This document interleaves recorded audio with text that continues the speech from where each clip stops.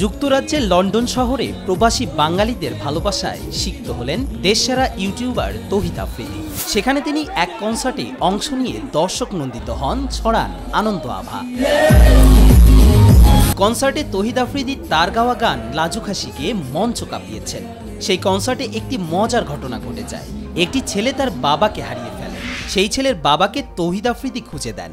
সে তার মামাকে হারিয়ে ফেলেছে।